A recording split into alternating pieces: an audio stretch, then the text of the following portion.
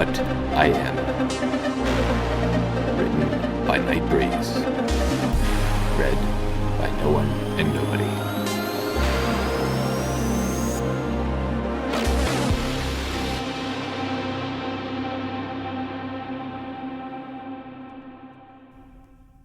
Aftermath. I see. And what would be your measure of these equations? Equisites? What are we even calling them? President Darris asked, a little confused. Equisians would be what the diplomatic boys are calling them, sir. General Burton said as he flipped another page of his folder. As for my measure, a bit backwards if I'm being honest. They're technologically behind us, regardless of whatever power they possess, and somewhat on the superstitious side. That being said, when a lot of their superstitions turn out to be a historical fact, I'm not sure it quite qualifies. Still, it's something to look out for, in case a turn of phrase is taken more literally than it was intended. That being said, they can be cowardly, but they can also be brave, stalwart, and stubborn, even if they look like they walked right out of some twisted children's cartoon. Darris laughed at that. You approve, I take it? Sir, they're a weird bunch, but so are we. So I'm not sure we have any footing to judge them on, one way or another. Burton said, as the hint of a smile graced his lips. So, back to this historical fact you were talking about. What exactly are we talking about here? The president prompted softly. They've got an actual chaos god, made from nightmares, turned to stone in the ruler's garden, sir. Burton said stiffly. I thought they were just pulling my leg, but it escaped in recent living memory, and we have several non-human eyewitness accounts of the kind of power and destruction it can wield. Apparently, this thing puts nukes to shame. I see. And the rulers just casually have the power to turn this thing to stone? What's to stop them from doing the same to us, if they don't care much for how we do things? Several things, sir. The primary one being the fact that their powers do not work on this side of the portal, General Burton said as he passed over another sheet of papers to the president. It contained a long, extremely complex explanation of magic and its properties, as known by the Equisians. It had been translated into English by Mr. Cunningham as best he could, but the real thing that Burton wanted to show the president was the picture that had been included with the report. It was a device on loan by the Cusin that looked like a gold band with a red jewel set into it, and if they had the chance to study it, it could prove a game-changer in a lot of ways. Now, that's a gross oversimplification of the issue, but the short explanation is that they draw their power from the planet itself. Ours doesn't produce this power, at least in the amount required for any of their abilities, so they're basically dead in the water if they come over here. Power can be carried over in the specially made devices shown in the picture there, but their battery life is extremely short and requires a planet with an active field to recharge. Without those powers, they're basically just talking horses. The winged ones can't even fly without it. President Darris nodded at that. And the other reasons? They take things like loyalty and honesty very seriously, the general said as he slid another picture towards the president. It showed several soldiers taking a photo with some horse-like creatures, wearing plate mail, all of which looked like they'd been through the ringer. Our little off-the-books excursion into their world to help defend them did a lot to put us into their good graces, especially with their rulers. It's why they were so quick to send their own people over to our side to help with the relief efforts, even though they're still in the middle of reconstruction themselves. So the chances of an invasion from magical horse people are? Slim to none, sir. If the reports I've given you are correct, the leaders of, let me see if I can get this right, Alethali Malas control their sun and moon. And yet, not only do other nations exist, but the natives of this country have a reputation for being pushovers, General Burton said as he handed the president another sheet of paper. The fact that there are other nations at all, given that they have that kind of power at their disposal, speaks volumes of the rulers. What's more is that we've taken the liberty to ask a few questions of the civilians we've met, and the government is very hands-off, to a fault, it would seem. It really boggles my mind that we're seriously talking about magical horse aliens that can control the sun and moon, while at the same time, we're talking about a global catastrophe the likes of which we only imagined up until now. Darris said dryly. So, how is it a fault that their government is too hands-off? Quite a few of my voting base would see that as a paradise. Up until recently, most small towns' law enforcement was regulated to maybe 2 or 3 soldiers at most, while cities have maybe 200 on a good day. More if it was a particularly large or noteworthy place. People were expected to either handle their own problems or rely on their friends and neighbors, and only involve the law if it's absolutely necessary. If there was a larger problem, the military could be called upon, but their relatively small size, coupled with the relative peace they've experienced over the past 1,000 years, have made them grow extremely lax. They can be quite powerful when given the right training and circumstances. Yes, but a millennium of peace has made them, well... I see, President Darris said as he steepled his fingers. So they were caught with their pants down, even more so than we were. They had a military, as I've stated before, but not one that would pass any Earth standard on preparedness, technological level, or size. While local militia were all but unheard of. What's more is that their experience is sorely lacking, as they've only had to deal with small-time crooks, thieves, and rogue mercenaries. The thought of actual combat, much less to the scale that they recently faced, had never crossed any of their minds. Mr. Cunningham's arrival kick-started their enlistment and training, so they weren't completely caught unawares, but they were still woefully unprepared for what came for them. And I take it that this disaster has taught them a lesson, then? Darris asked with some interest. It's lit a fire under them, that's for sure. Their recruitment efforts have exploded, and they've expanded their farming to keep up with their military efforts, as well as to relieve the famine on our own world. Even as we speak, food and much-needed materials are being shipped through the gate, while volunteers are enlisted and stepped up for the relief and war efforts, General Burton reported as he gestured towards the folder on the president's desk. What's more is that their neighbors have entered talks with the rulers of Elitalimalas to forge a new nation from the ashes of this attack. This new developing political entity has already extended their hoof towards us to formalize our alliance, as well as further hammer out the details. The document, as well as their proposed terms, can be found on page 6 of your dossier. I'll take a look at it, but if these people are as nice as you say they are, then they can wait for a little bit. The political fallout here has been massive. In case you haven't heard, Darris said, his brow furrowed, as he pointedly gestured towards the window, where a thick blanket of snow could be seen outside. Do we have an estimated death toll yet, sir? General Burton asked quietly. I've been busy with the Equus side of things, so I haven't really been kept up to speed with how things turned out on our end. You'll want to rectify that, soldier. It's thought to be somewhere in the 50, maybe even 60 million range, but it's projected to be even higher than that, Darris said soberly. New York is an absolute wreck. Dubai and much of the surrounding countryside is just gone, and Moscow is still burning. London is in ruins, but it got off comparatively light to some other places. China's in open revolt, which isn't helped by the fact that the crash over in Beijing pretty much wiped out the CCP's ruling body. And that's not even touching on the wreck in Australia, South America, or Africa. Bodies are still being found. In some places, they're being actively added to, and the rapidly oncoming nuclear winter is going to add far, far more to the death toll as time progresses. What have the snakes done? General Burton asked the president. They're working on something on their base on Deimos, and they've promised that it would help. But seeing as how the base was effectively destroyed, it will take them some time to get it ready, President Darris said as he let out a little sniff. They have assured us that they aren't leaving until this whole mess has been cleaned up, and they've even sent troops down to aid in the relief efforts. That being said, seeing the biggest snake in existence slither up to you isn't exactly reassuring to anyone, least of all the wounded and dying. They're helping where they can, but they're mainly kept to where they won't cause a mass panic, or riot for that matter. General Burton raised an eyebrow at that. I would assume that they'd taken a lot of the blame for this, from the less informed. How bad are those, sir? They're tearing some cities apart. Not smart at all, if you ask me, but people will be people regardless of any actual fact, Darris said as he flipped through a few pages on his desk. As much as our 10 shiny new spaceships are a boon, it's going to take a while before humanity can shake things out on the ground and reach for the stars. Things are changing, and not all of them are going to be fast or pretty. Burton winced at that, before reaching into his pocket. Speaking of speed, we may not have a lot of time. Don't dance around the issue, General. What's the problem? Darris asked, clearly not happy. Burton let out a sigh before sliding a stack of papers towards him. The whole thing was stapled together at the corner, and the top read, The Last Testament of Murden. The future is the problem, sir. Are you aware that magic is capable of future sight and prediction? I had heard something to that effect, yes, but I passed it off as more of that superstitious nonsense we talked about earlier, Darris joked. Don't tell me you believe it, Burton. Sir, at this point, I don't know what to believe, General Burton answered stiffly. Regardless, the most powerful person in the Cusan Empire is supposed to be a prophet of some kind. So it's fair to say that even if we don't take it seriously, they do. And we have to at least take them seriously, yes, Darris said as he picked up the packet on his desk. And I take it that this is one of their prophecies? Or is it one of the horses?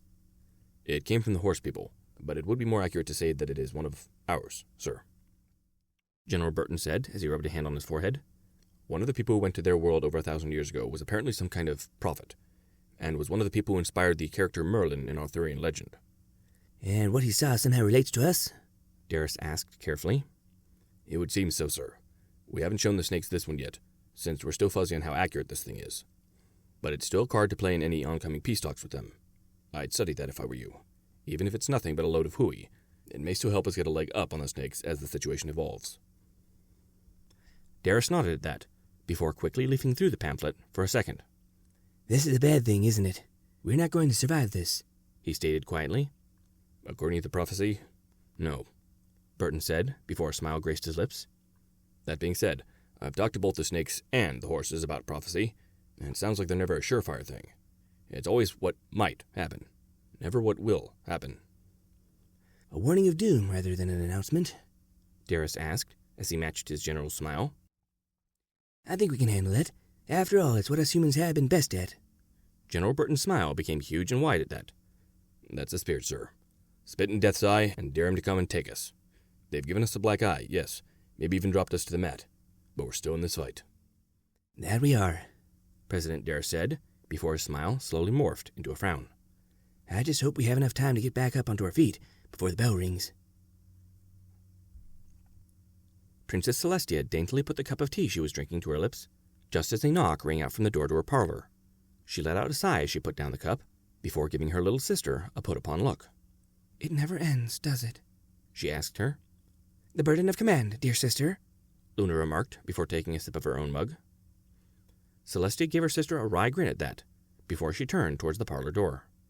Come in. The door opened to reveal one of her soldiers, who immediately entered and cut a sharp salute. Just behind him, Celestia could see Alex, as well as another human, who currently had her arm wrapped around his, as if she were clinging to him. This did not make her appear as if she were scared of her surroundings, though. Far from it, rather, it made her look as if she were afraid that he might disappear, if she let her eye off of him for even a second. Alex was wearing his mask again, probably in an effort to not scare any of the newer recruits or nobles in Canterlot's halls. He was also wearing a pair of black pants with a matching coat, through which a white pressed button-up shirt could be seen, as well as a red tie with a tiny pin pressed through it that had a tiny red, white, and blue flag on it. In his right hand, he held a black case with silver clasps, and on his feet were shiny black human-made shoes, creating a look that just did not work overall. The suit was fine, probably the finest that the humans could make, but the mask lended an eerie air to the whole ensemble, and probably made him look scarier than if he just went without. As for the girl next to him, she was wearing a lovely floral patterned dress of reds and greens, while on her feet she wore a pair of red shoes that made a satisfying click-clack sound whenever she walked, while at her ears she wore a pair of earrings with what appeared to be the tiniest emeralds that Celestia had ever seen, set into the gold hoop-like design. Her black hair was done up into a ponytail, she wore very little makeup on her dark skin, and her green eyes and ruby lips were turned up into a smile that seemed to light up the entire room. Announcing Ambassador Cunningham and his fiancée, Lady Stoon, the soldier said, before waving the two humans in. Never mind, Alex said as he entered the room, and inclined his head towards the two royal sisters. I hope we weren't interrupting. Not at all, Alex. We were just taking a moment to relax ourselves between the negotiations, Luna said as she gestured towards the nearby couch with her hoof. I see you found your mare friend. She is quite lovely, even by our standards. Alex said something to the young lady, at which a rosy blush seemed to form on her cheeks, and she stammered out something that, if Celestia were charitable, could have been considered a thank you in equestrian. Thank you, Princess Luna, Alex said as the two sat down opposite to them. So, how are negotiations going? Celestia rolled her eyes at that, before letting out a very unprincess-like huff. A few have joined out of hoof, such as the Changeling Hives, the Crystal Empire, and the Zebraca tribes. But others? They're still holding out for one reason or another. The ones I've already mentioned were all fairly easy to sway, though it took some time to hammer out the details for both Zebraca and the Hives, given that they haven't just applied to join the burgeoning empire, but to become citizen states of Equestria itself.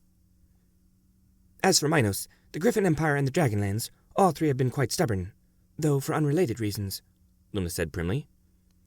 The Emperor certainly wants to join as a member nation of the Empire, but he's making a stink over how his title will essentially be downgraded to something more akin to a king. The fact that he even crowned himself as an emperor at all is a miracle in and of itself, if you ask me, given that the land and people he controls are smaller than Equestria by every conceivable metric. It is still a proper title, however, since the different Griffin clans all have their own lands, government, and peoples that all ultimately swear fealty to the Imperial Crown. He's making quite the fuss over wrangling the different factions and titles, but we suspect he's simply holding out for as much personal power for himself that he can muster. He'll sign eventually, but it will take a few more concessions on our part. The dragons think we are too soft to ever hold an empire together from so many disparate parties, though they were impressed by the mettle that we and our allies showed on the battlefield during the crisis," Celestia said as she magically summoned 2 more cups, filled both from the nearby teapot, and placed a tray of cookies near the humans. Lady Stoon's eyes grew large at the casual display of magic, but Celestia ignored it in favor of continuing her little rant.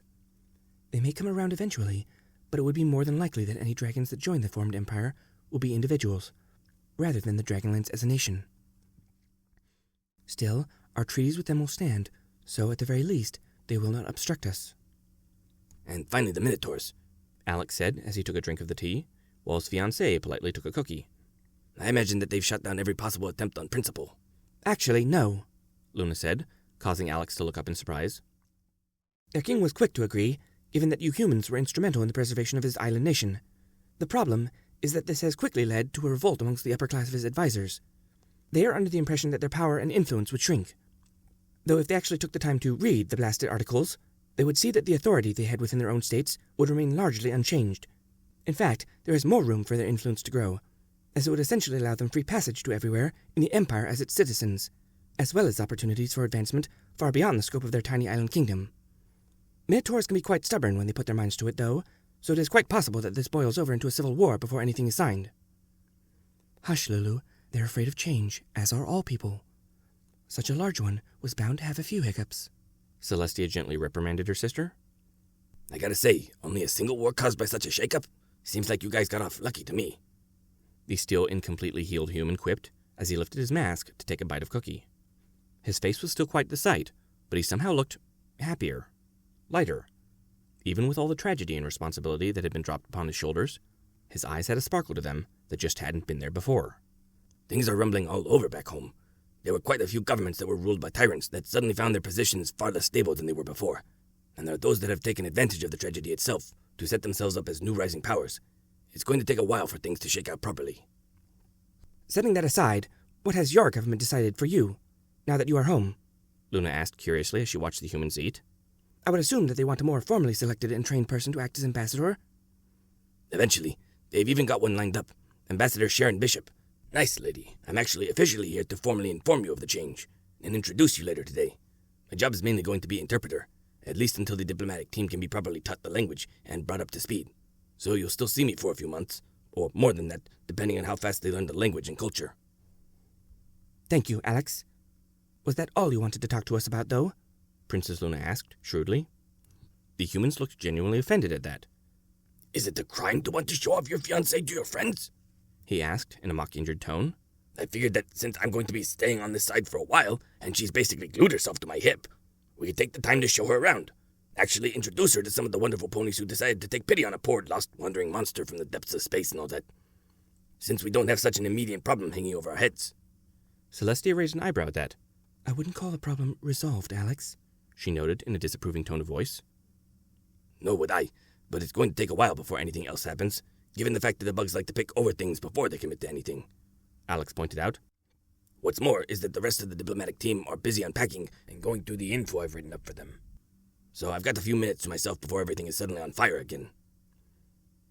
"I see. So what is your plan for the rest of the minutes to yourself, before you're inevitably called upon again?" Celestia asked before taking another sip of her tea. "I was thinking of introducing Valerie here to everyone who helped make sure I got back home safely," Alex said as he threw a fond arm around his fiancée's shoulders. "Specifically, I was hoping to introduce her to Pinky, Twilight, and Fluttershy, if at all possible. Maybe the other three, like that rainbow-colored one that I never got the name of. Really thank them properly for everything." "Funnily enough, her name is Rainbow. Rainbow Dash, to be specific, and I'm afraid that you will have to postpone most of those introductions," Luna said, causing Alex to snort in amusement. "While Miss Sparkle is still in Canterlot, her friends have all returned to Ponyville to help rebuild their homes and take care of their families. Miss Sparkle would be there with them if it weren't for the fact that she and Spike are needed here for the research team. They will no doubt show up again soon, but they have already spent quite a lot of time away from their homes as it is." Alex flinched at that, before pulling the mask back down over his face. "I'm sorry I missed them then," he said, then let out a sigh. Still, we can at least say hi to Twilight and Titania then. That is, if the Changeling Queen isn't currently busy. I'm sure you'll be far more welcome company than the endless stream of reporters that she has had to deal with since coming to Canterlot, Celestia said with a grin. From what I've heard, they keep asking her if she'll take responsibility in case any pony is eaten by changelings. Well, how about I go scare her up some peace and quiet then? Alex joked, as he stood up with a groan. Lady Stoon asked something of Alex in her own language, at which point Alex made a "I almost forgot" sound, and turned back to the two princesses.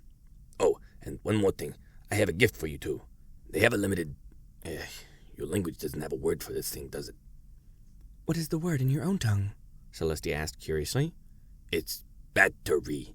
It's a device that's used to store electrical energy until it's needed. It's a necessary component in a lot of our technology, including the gifts from our government to you, Alex said as he set the case in hand onto the table and opened it.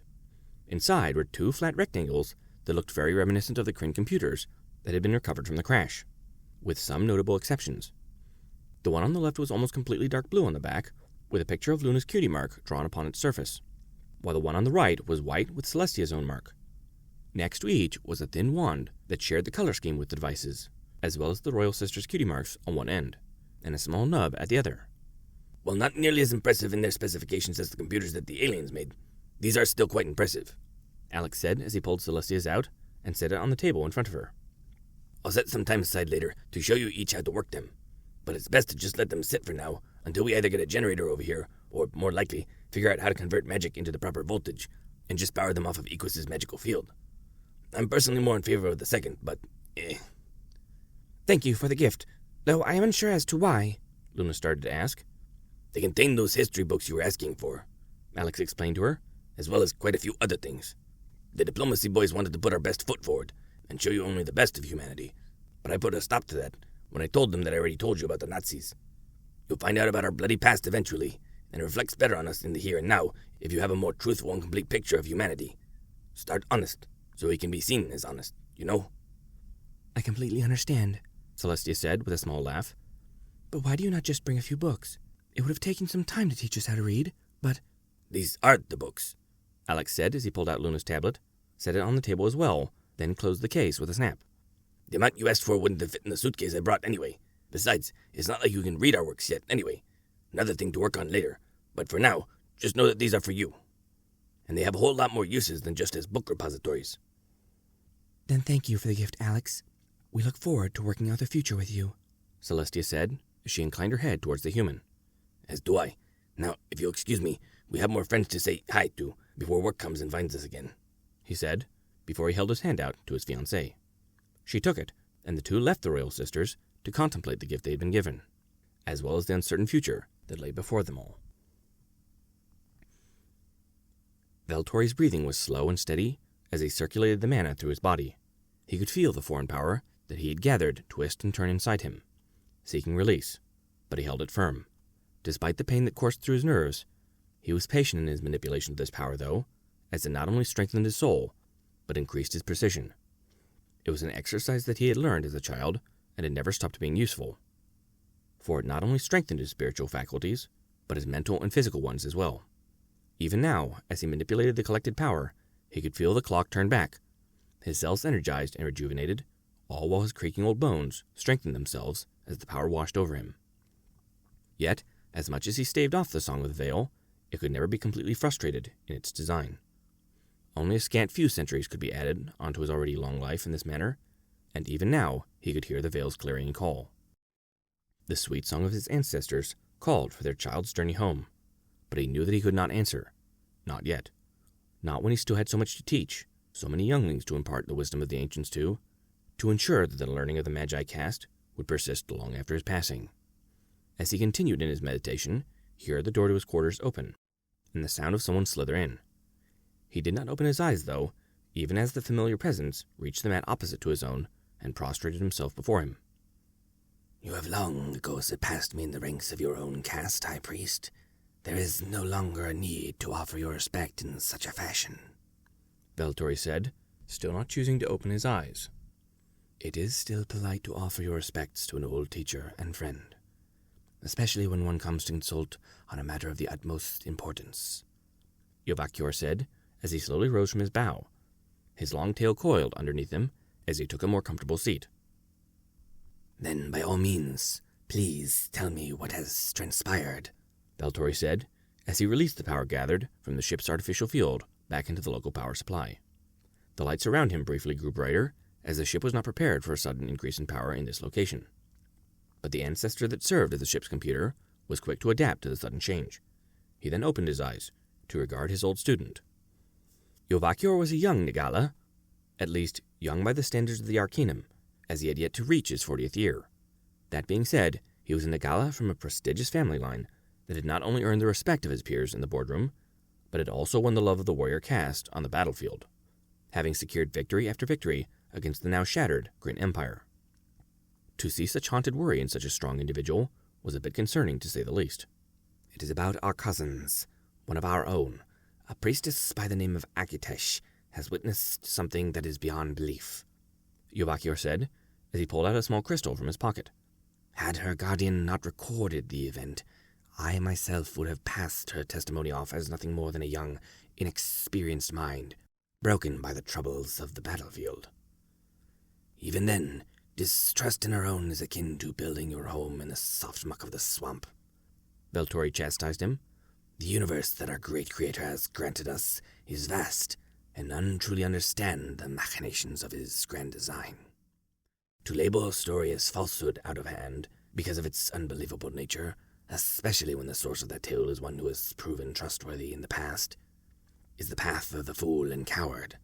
Only a coward would hide in the darkness of ignorance, rather than allow their old learning to be challenged. It is still a grave change to what we thought as possible, Yovakior said, as he reached out, the crystal held in his open palm, over the Kinash crystals that were stacked on the table between them. Please take this burden from me, and consult with me on how to face this new truth.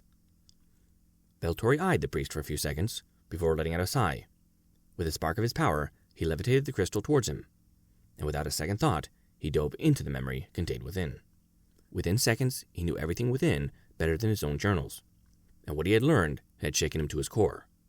That should not have been possible, he finally said as he stared down at the tiny crystal in the palm of his hand. That is only a ripple on the surface of the bog, however, Yovakior said, as he held up a small bar of soul steel. The planet's magical field is weak to the point where even I, with my training and experienced soul, would be hard-pressed to light even a single ember. Yet, in the ruins of the destroyed cities, we have found hundreds of thousands of shards, the souls of the dead, clinging desperately to this world. Even without the spiritual power, they still cling to their old lives, stubbornly resisting the clarion call of the void, even as it calls them home. They cannot manifest as they had in the recording I showed you, but they are still there, clinging to the hope that that small portion of them might put off meeting their maker for one more second. Valtori levitated the soul steel in his hand and examined it. It contained the tiny sliver of what remained of a small child's soul, no more than 6 or 7 seasons old. He could feel her anger, her frustration, her fear of the unknown, but more importantly, he could hear her calling for her mother, seeking out the one person that the tiny shard knew represented safety and healing, but would most likely never answer her call. At least, not in this life. "Shh, it is okay," he whispered to the little one, before he looked up at Yovakior. This should not be possible, even if they were capable of this, to do so without the power around them. I will not pretend to know how they manage this feat, but I do know what it means for the wider galaxy, Yovakior said, as his teacher continued to hush to the fragmented remains of a crying child.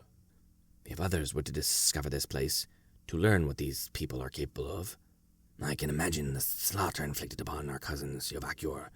You do not need to say it, Valtori said quietly, as he rose from his seat. He quickly made his way over to a nearby altar and began lighting candles, all in an effort to prepare the ritual that would send the child onward to the paradisiacal halls of her ancestors. It had briefly entered his mind to maybe use her in the construction of an ancestor, but that would be too cruel to one so young. He called out for her mother, so that he could send her to those that had birthed her. I imagine that when this comes out, those that either fear them or would have their power for their own purposes will begin lining up here, eager to take the measure of humanity upon the fields of battle. That is not even mentioning those that would seek them to create ancestors in spiritual storage containers and emitters. It would quickly spell doom for their entire race, should this become widely known before they are able to walk on their own. I know. I have already sent an encoded message to the seer, informing him of this discovery. We should know more about how to proceed in the coming months soon, and I do not doubt that he would have us subtly influence how the recent crisis shapes these people, Yovakior said, as he watched his old master prepare the ritual to deliver the child from this realm. However, I cannot help but wonder how much of this the seer and the council already knew. They knew our place as their cousins, but did not know how eagerly they cling to life. That their will can carry them beyond death itself, if even for a moment. I believe that they knew that they could leave shards more easily. No doubt they would have detected them from recent battlefields and the like. But the other, Veltori said, as he lit a few sticks of Dibnari incense. The heady aroma quickly filled the small chamber, and the Archmage gently placed the soul steel on the altar. No, I believe that they could never fully know what they were dealing with, until they saw it themselves, and without exposing one of these wonders of creation to a strong spiritual field, then killing them in such a cruel and careless manner. No, they could not have possibly known what wonder and horror lay sleeping here. The Archmage then moved away from the altar, before gesturing towards it to his old pupil. Without a word, Yovakior moved up to the altar to officiate in this ceremony, as was his right as High Priest. He then ran a sorrowful hand over the tiny silver, as a single tear fell from his eye. I am sorry, little one.